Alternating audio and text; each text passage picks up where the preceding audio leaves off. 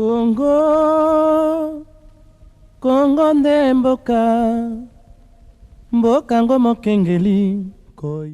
Suivre et évaluer la construction, l'aménagement et l'équipement des infrastructures initiées par le programme d'appui au pôle d'approvisionnement de Kinshasa en produits vivriers maraîchers Papakine avec l'appui financier du Fonds international pour le développement agricole FIDA pour le compte du gouvernement de la République démocratique du Congo au profit des paysans producteurs de Boulungu, Gungu et Idiofa, 3 territoires de la province du Kwilu, en vue d'approvisionner Kinshasa en produits vivriers de qualité et en quantité. Tel est en résumé l'objet de la mission effectuée du 3 au 6 mars 2021 par la coordination nationale du Papakine dans cette partie occidentale du pays. En effet, une forte délégation du programme avec à sa tête le coordonnateur national M. Popol Kizungu Chiisa s'était rendu dans la province du Kwilu, son pôle vivrier, pour vérifier l'état d'avancement des travaux liés aux infrastructures post-récolte. Dans le cadre de la sous-composante des enclavements des routes de desserte, la délégation a visité les points chauds de l'axe routier Kiputunseke Sacré-Cœur dans le territoire de Boulungu, long d'au moins 20 km. De prime abord, la délégation a visité la Terre Rouge et la montée de Kiputunseke, 2 tronçons débarrassés de leur bourbier caractéristique par l'Office des routes qui a aussi installé les ouvrages de canalisation d'eau afin de garantir une longévité à cette route. Vient enfin la section située sur la crête d'une des collines de Kiputunseke, en plein asphaltage.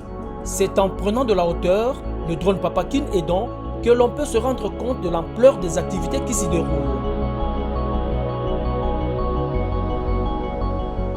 Comme pour justifier l'adage qui dit « à situation exceptionnelle, mesure exceptionnelle », le Papakine a pris la résolution, grâce à l'appui financier du FIDA, d'asphalter par l'Office des routes 7 km sont de cette route, l'une des plus importantes dans l'approvisionnement de Kinshasa en produits vivriers. Sur ce chantier, l'Office des routes a déployé des engins à la hauteur de la tâche, car il est question de mater une fois pour toutes ces sinistres bourbiers avec leur lot d'accidents parfois mortels.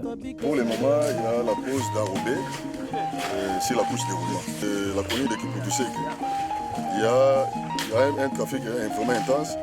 Le tonnage, on a préféré mettre la Robert à la place de couche. Il s'agit de la durabilité de la route. À l'ombre du bosquet sur la crête de cette colline, l'Office des routes prépare sur place les matériaux nécessaires en utilisant la population locale en méthode IMO, haute intensité de main-d'œuvre, chère à Papakine, avec à la clé la création d'emplois. Ici, ils ont fait le premier remplissage des matériaux. Les 02 mélangés avec les déouts. Dès que les concassés ou bien les agrégats seront secs, en ce moment-là, ils peuvent faire appel aux victimes. Et les victimes qui servent pour l'imprégnation, nous diluons ça avec les victimes qui servent pour les enrober. Nous chauffons seulement, dès que ça atteint 200 degrés, nous pouvons mettre sur la route. Manifestement, ces travaux impactent positivement les usagers de cette route, comme en témoigne M. Armando Pepe Matuka, camionneur de son état, qui garde en mémoire les désormais vieux mauvais souvenirs de cette route.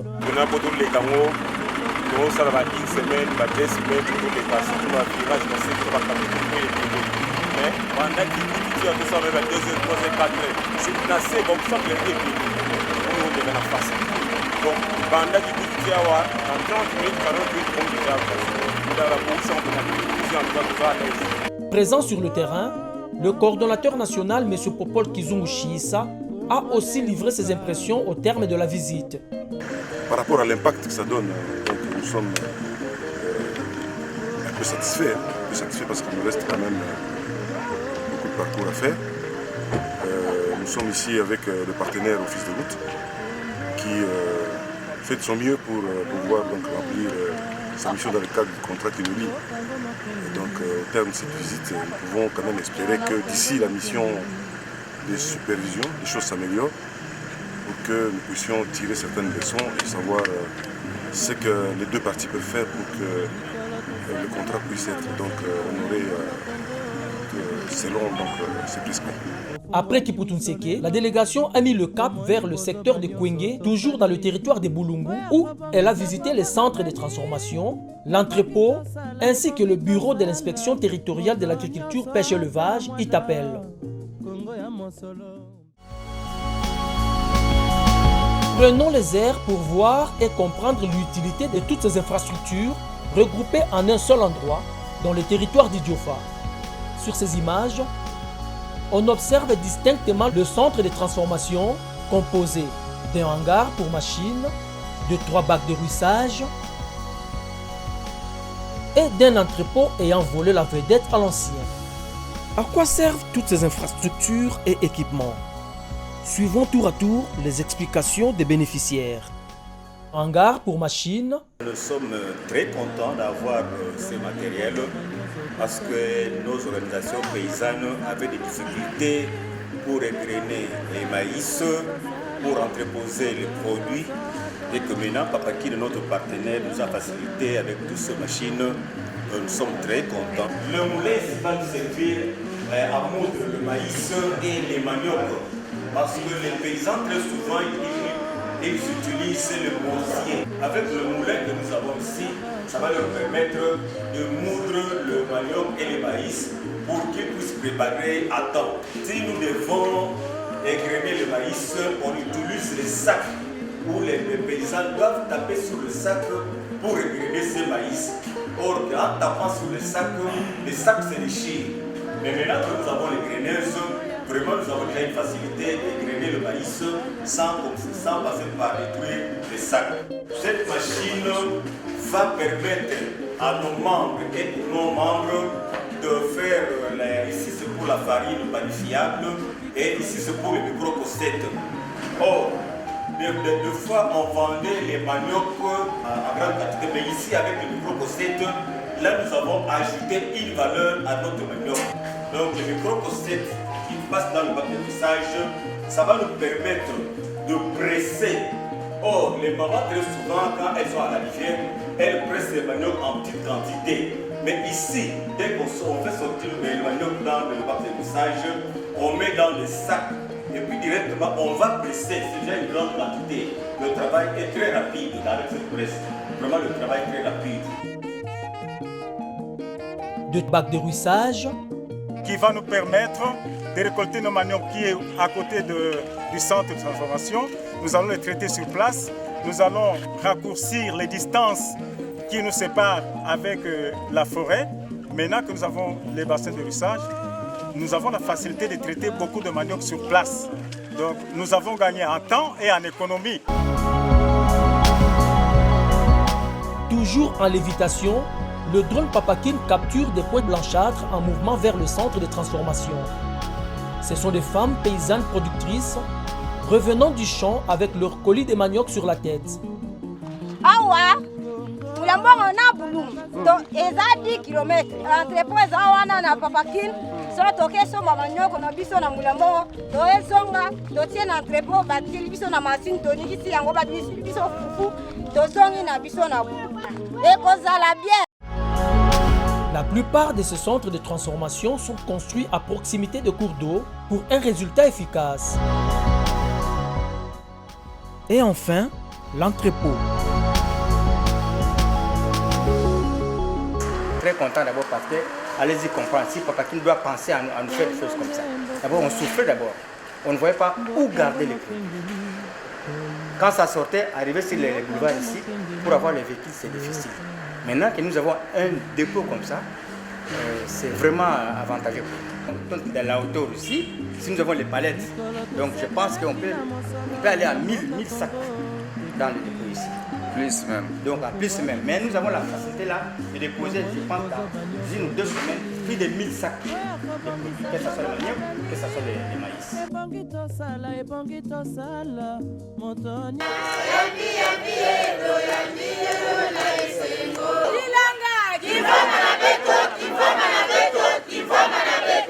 Oui, certains faits se passent de tout commentaire. La liesse est le mot exprimé par le producteur paysan de l'Union des organisations des producteurs agricoles de Mungindu, dans le territoire de Gungu, en disent long. Nul partenaire n'a fait ce que Papakine a fait chez nous ici. Nous avons un entrepôt qui nous permet de garder nos produits jusqu'à la commercialisation. Et nous avons des machines de transformation que nous n'avons jamais vues chez nous.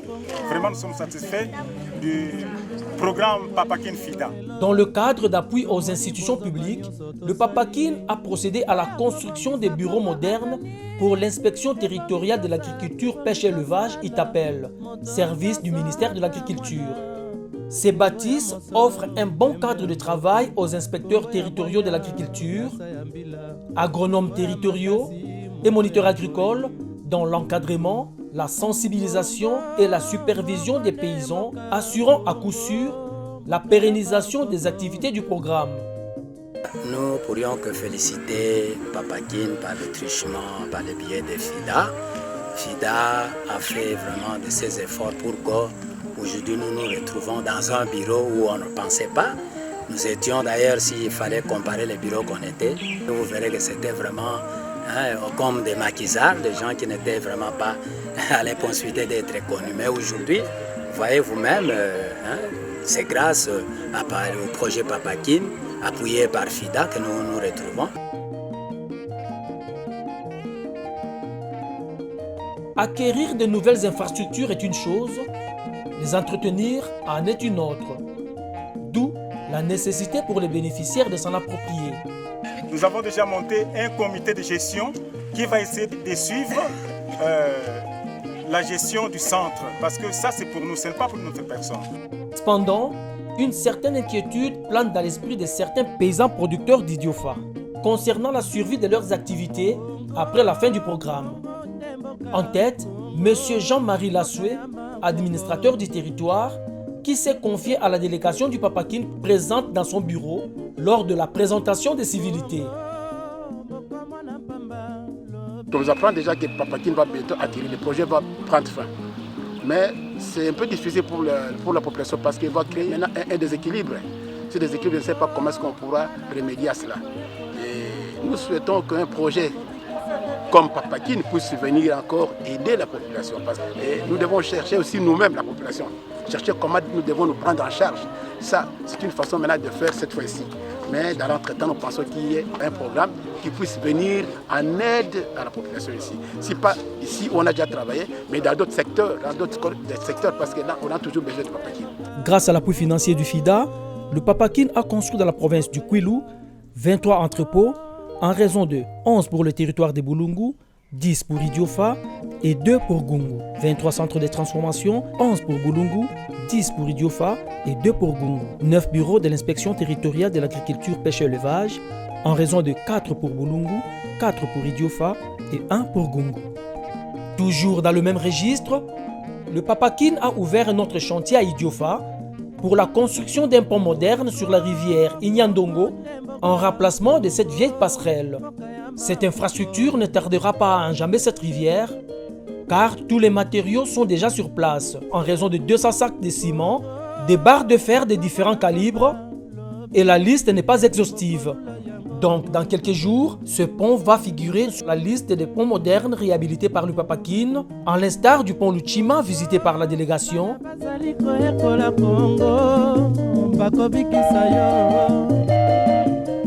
ainsi que le Fuku 2. C'est en travaillant dans la perspective de faire des unions du Kwilu des véritables entreprises agricoles grâce à l'appui financier du Fonds international pour le développement agricole FIDA que la délégation du Papakine brave des nuits comme des jours, des obstacles de tout genre.